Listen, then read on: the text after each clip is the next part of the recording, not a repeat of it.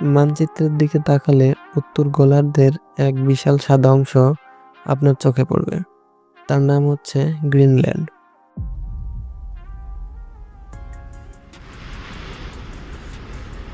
আপাতদৃষ্টিতে জনমানবহীন এই বরফ সাম্রাজ্য এখন বিশ্বের সবচেয়ে বড় পরাশক্তিগুলোর যুদ্ধের কেন্দ্রবিন্দু। বিশেষ করে ডোনাল্ড ট্রাম্প যখন থেকে এটি কেনার জেদ ধরেছেন, তখন থেকেই বিশ্বজুড়ে শুরু হয়েছে তুমুল আলোচনা।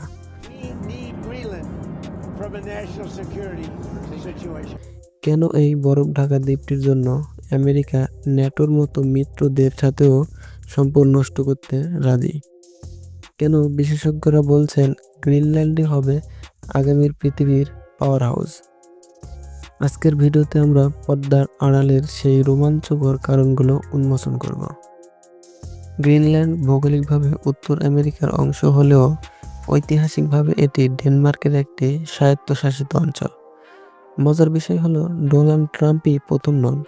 1946 সালে তৎকালীন মার্কিন প্রেসিডেন্ট হ্যারি ট্রুমার $10 কোটি বিনিময়ে এই দ্বীপটি কেনার প্রস্তাব দিয়েছিলেন।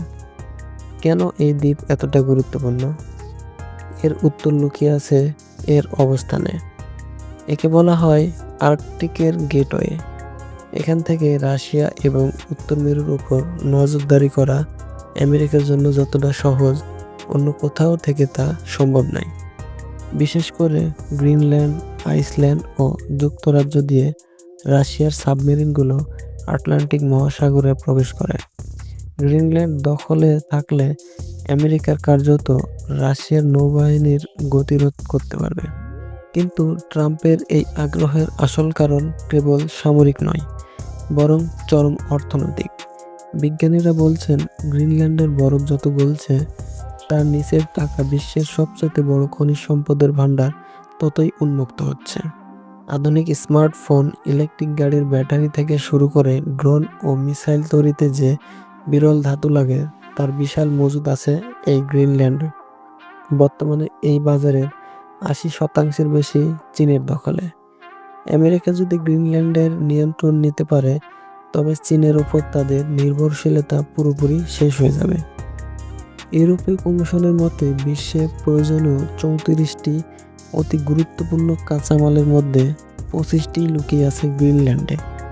সোনা, হীরা, ইউরেনিয়াম এবং নিকেলের মতো মূল্যবান ধাতুর এক বিশাল সাম্রাজ্য হচ্ছে এই দ্বীপ।